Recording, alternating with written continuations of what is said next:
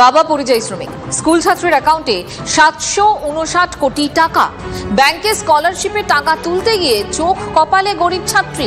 কোথা থেকে কিভাবে এলো এই টাকা? শোরগোল কোচবিহারের হলদিবাড়িতে। আসলে ঘটনা ঠিক কি ঘটেছে? ব্যাংকের ভুল নাকি অন্য কোনো রহস্য? নীলেশ্বর আমাদের সঙ্গে রয়েছেন, কথা বলবো তার সঙ্গে। নীলেশ্বর, কি জানতে পারছি আমরা? এখন মঞ্জিরা, এখন সবচেয়ে বড় প্রশ্ন এটাই যে এইটা ব্যাংকের ভুল নাকি অন্য কোনো ব্যাপার, সেটা নিয়েই কিন্তু শোরগোল পড়ে গেছে হলদিবাড়িতে। স্কুল ছাত্রীর অ্যাকাউন্টে কিভাবে 759 কোটি টাকা ঢুকে যায় এবং এই ব্যাপারে তারা রীতিমতো স্তম্ভিত হয়েছে এবং বিষয়টি নিয়ে তারা ইতিমধ্যেই থানার দ্বারস্থ হয়েছে।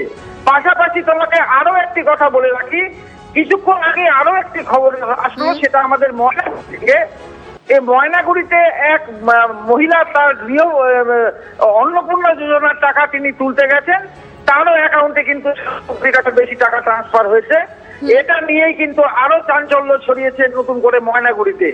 এখন কিভাবে কি হচ্ছে সেই ব্যাপারে রীতিমতো তদন্ত শুরু হয়েছে মঞ্জিরা। নীলেশ্বর, নজর রাখো। সেন্ট্রাল ব্যাংকে টাকা উঠাতে গেছি তো। কোন জায়গায় গেছিল? দোকানে? হ্যাঁ, অনলাইনের দোকানে তো গেছি। ঘন্টায় বলছে কত টাকা বলছে? 7 কোটি। 7 কোটি।